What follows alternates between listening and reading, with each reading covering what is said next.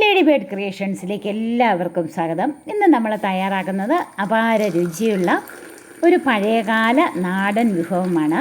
അപ്പോൾ ഇതൊരു nostalgic feeling തരുന്ന ഒരു പലഹാരമാണ്. ഇപ്പോഴത്തെ പുതിയ തലമുറയൊന്നും ഇത് കഴിച്ചിട്ടുണ്ടാവില്ല. അപ്പോൾ നമുക്ക് ഇതെങ്ങനെ തയ്യാറാക്കാമെന്ന് നോക്കാം. വീഡിയോ ഇഷ്ടമായാൽ നിങ്ങൾ ഒന്ന് ലൈക്ക് ചെയ്യണം. സബ്സ്ക്രൈബ് ചെയ്യാതെ കാണുന്ന കൂട്ടുകാരുണ്ടെങ്കിൽ ദയവായി ഒന്ന് സബ്സ്ക്രൈബ് ചെയ്ത് സപ്പോർട്ട് ചെയ്യണം.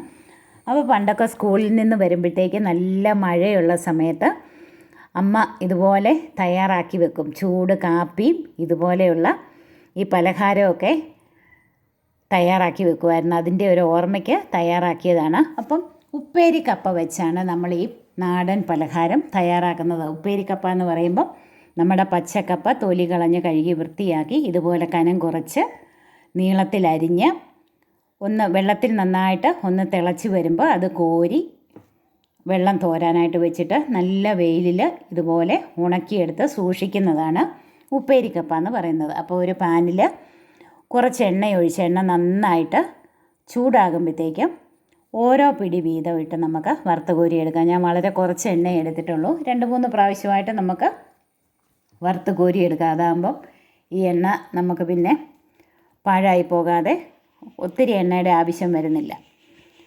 അപ്പോൾ ഉപ്പേരിക്കപ്പ ചേർത്ത് നമ്മൾ ഒന്ന് മീഡിയം ഫ്ലെയിമിൽ വെച്ച് വേണം, അല്ലെ പെട്ടെന്ന് അങ്ങ് കരിഞ്ഞു പോകും. നമുക്കിതുപോലെ തുടരെ ഇളക്കി അത് നല്ല ബബിൾസൊക്കെ വന്ന് നല്ലതായിട്ട് മുരിഞ്ഞ് ക്രിസ്പി ആയിട്ട് വരും.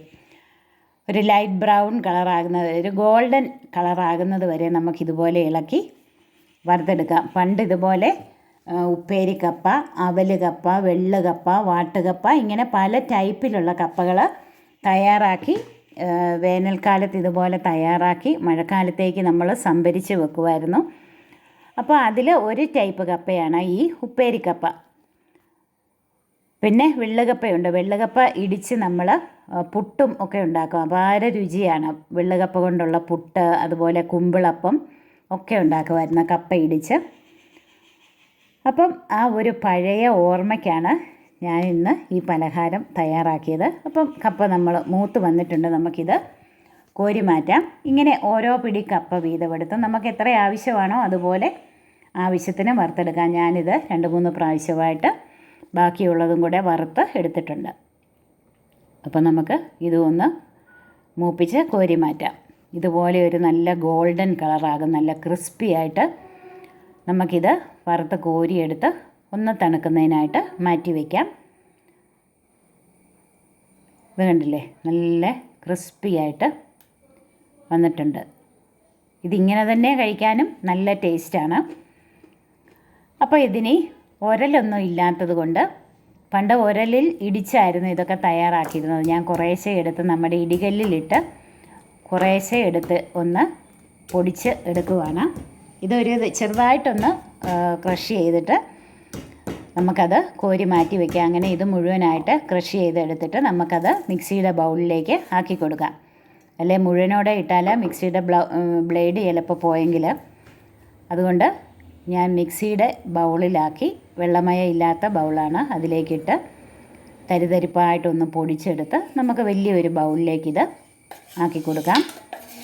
അങ്ങനെ 2 പ്രാവശ്യമായിട്ട് അത് മുഴുവനും പൊടിച്ചെടുത്തിട്ടുണ്ട്. നമ്മുടെ ഒരു റവ പരുവത്തിലൊക്കെയാണ് ഇത്. ഒത്തിരി നൈസ് പൊടിയല്ല, ഒരു റവ പരുവത്തിലാണ് നമ്മളിത് പൊടിച്ചെടുത്തിരിക്കുന്നത്. അങ്ങനെ 2 പ്രാവശ്യമായിട്ട് അത് മുഴുവനും പൊടിച്ചെടുത്തിട്ടുണ്ട്. നമുക്കത് വലിയ ബൗളിലേക്ക് ആക്കി കൊടുക്കാം.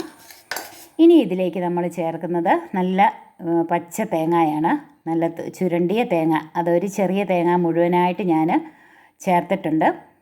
തേങ്ങാപ്പീര നന്നായിട്ട് ചേർക്കുമ്പോഴാണ് നല്ല ടേസ്റ്റ് ഉണ്ടാവുക.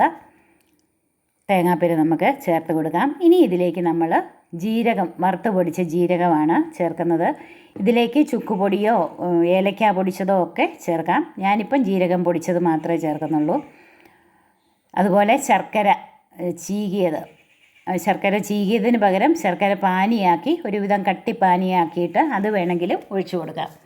ഞാനിപ്പം നല്ല ശർക്കര ആയതുകൊണ്ട് അത് നന്നായിട്ട് ചെറുതായിട്ട് ചീകിയെടുത്ത് അത് ഡയറക്റ്റ് ഇതിലേക്ക് ചേർത്തിരിക്കുകയാണ്. കൈകൊണ്ട് നന്നായിട്ട് ഇളക്കി യോജിപ്പിച്ച് കഴിയുമ്പോൾ നല്ല മയമായിട്ട് വരും. എന്നിട്ട് നന്നായിട്ട് ഇത് ഉരുട്ടി ഇതുപോലെ ഓരോ ഉരുളകളാക്കി നമുക്കാക്കി വെക്കാം. നല്ല ടേസ്റ്റാണ്, നല്ല മണവുമാണ്. അപ്പം നല്ല ചൂട് കാപ്പിയുടെ കൂടെ, കട്ടൻ കാപ്പിയുടെ കൂടെ, ഇതിന് മധുരം ഉള്ളതുകൊണ്ട് പഞ്ചസാരയൊന്നും കാപ്പിക്ക് ചേർക്കേണ്ട ആവശ്യമില്ല. അപ്പോൾ കട്ടൻ കാപ്പിയുടെ കൂടെ ഈ ഒരു പലഹാരം അപാര ടേസ്റ്റാണ്. നിങ്ങൾ തീർച്ചയായിട്ടും ഒന്ന് ട്രൈ ചെയ്ത് നോക്കണം. നിങ്ങൾക്ക് ഇഷ്ടപ്പെടും. നിങ്ങളുടെ വിലയേറിയ കമൻസ് അറിയിക്കണം. എന്നെ സപ്പോർട്ട് ചെയ്യുന്ന എല്ലാവർക്കും ഒരുപാട് നന്ദി അറിയിക്കുന്നു. ഇനിയും പുതുരുചികളുമായി നമുക്ക് വീണ്ടും കാണാം. ഇത് കണ്ടില്ലേ, നല്ല സോഫ്റ്റാണ്, ഒട്ടും കട്ടിയൊന്നുമില്ല. നല്ല വായിലിട്ടാൽ അലിഞ്ഞു പോകുന്ന അതുപോലെ നല്ല സോഫ്റ്റാണ്.